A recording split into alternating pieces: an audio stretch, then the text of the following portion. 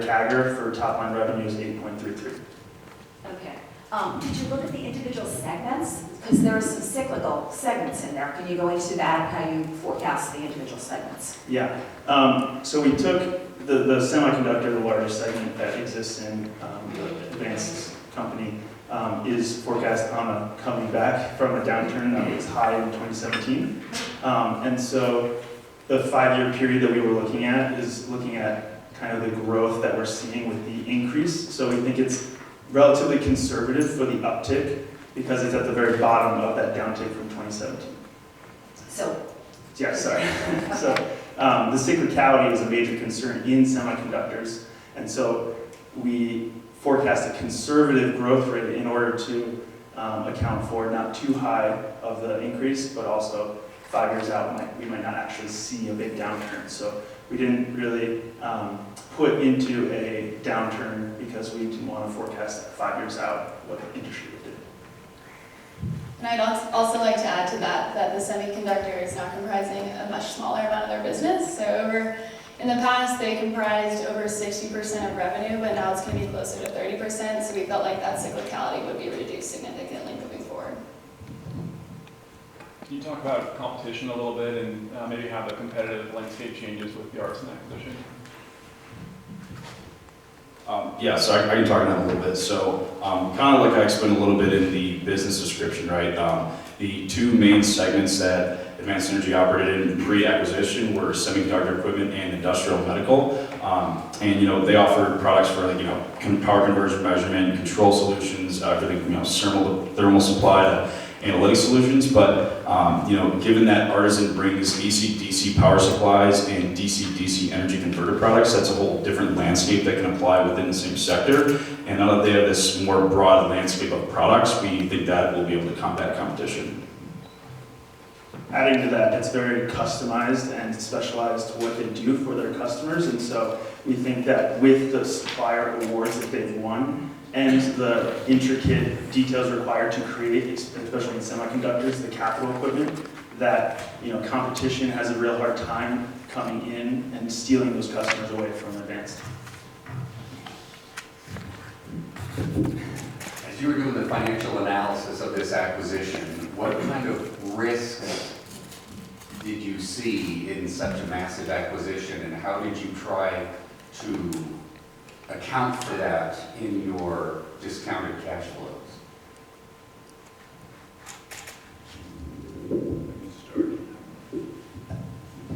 So one of the primary things that we looked at and mostly worried about was the realization of the synergies that Advanced Energy gave guidance on. So we toned them down a little bit to be a little bit more conservative and then pushed out the realization time frame. So it kind of smoothed out instead of having a huge peak and then just going straight off of that. We kind of tapered it in a little bit slower than guidance originally forecasted. And then one of the other big things that Sam mentioned on, you can probably pick up, the things that I laid out is the employee headcount is going to change throughout the acquisition process. It's going to go up and down several times. You want to talk about that a little bit? Yeah, absolutely. So, pre-acquisition, they had about 2,500 employees. Post-acquisition, they said it's expected to be around 11,000 employees. And they're looking to cut that down to about 9,500 over the years following the close of the acquisition. So that will take time, but essentially, not only as employee headcount is kind of scaled down to the right amount of people, in addition to the management teams integrating and stabilizing with people that essentially don't need to be on the board anymore and don't need to manage the company. Those synergies will be realized over the long term. Once they're able to figure that out post-acquisition. Are you currently in favor of the acquisition? And then the second part, if the synergies didn't exist, would you still be in favor of it? I would say that, due to the very competitive and technical nature of the industries that we're talking about, you kind of need to be an acquirer in this industry in order to stay ahead and provide leading technology to your customers. And so while this acquisition is significantly larger than previous acquisitions, we feel that the access to new markets and the ability to gain the same kind of customer appreciation is extremely important for Advanced to stay competitive. So I think I speak for everyone when I say we agree. agree with the acquisition. Would you still be in favor of without the synergies? Yeah, I guess it'd be kind of hard to imagine the acquisition existing without the synergies, but, I mean, reducing the dollar focus on the synergies specifically, being able to reduce the manufacturing facilities and consolidating manufacturing facilities, as well as being able to broaden the customer base as well as supplier base, that by combining the two companies, they get a much broader footprint and much stabler diversification of products. So I would say, even if they weren't financial synergies, just having that broadened and reduced risk of being able to have a diversified revenue stream, definitely would still be in favor of it. Yeah, and if I could add to that, I think when a company acquires another company, while they are focused on the financial aspect and the financial profits from that acquisition, they're also not completely focused on just the income statement.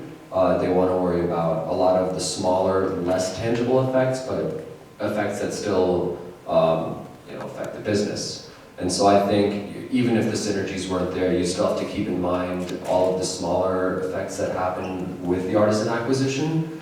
And I think because of that, you would have to be in favor of the synergies, even if they didn't exist, because there's other things at play there. I think in your DCF, you had CapEx coming down pretty significantly. Can you just talk about how they can run a bigger business with lower capital intensity and just what the inputs to the model were? Okay, I can start. Yeah, so, I'll just get back to okay.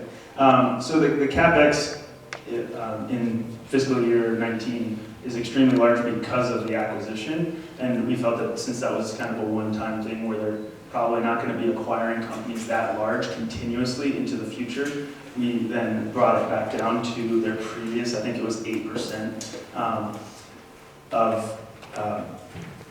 to do smaller acquisitions, not necessarily to continue on the high level, and it would be a misrepresentation of their CapEx with the acquisition. Sorry.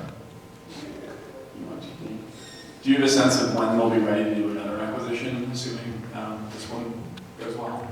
Yeah. Well, we kept it high for sure because they are now a larger company, and in order to make a significant acquisition, they still need a good amount of capital on hand. But it's definitely not the size that was needed to acquire Artisan.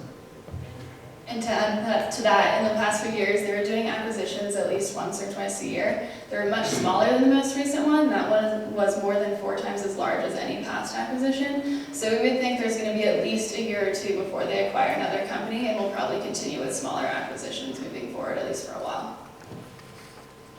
How did you incorporate the macroeconomics into your outlook? The U.S. is booming and the rest of the world is a little bit weak. Into your forecast in particular, what are you looking for?